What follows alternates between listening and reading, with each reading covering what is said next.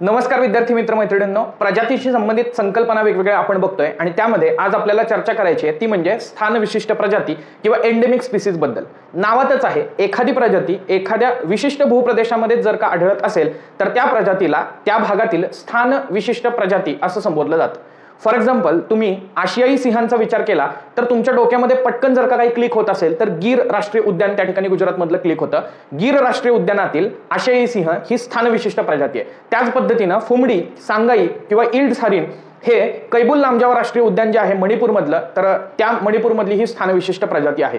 वेगवेगळे biodiversity hotspot देशामध्ये आहेत, त्यापैकी एक ज्याचा संबंध महाराष्ट्राशी आहे तो म्हणजे वेस्टर्न घाट। या वेस्टर्न घाटमध्ये जवळपास 52% प्रजाती या स्थान विशिष्ट आहेत।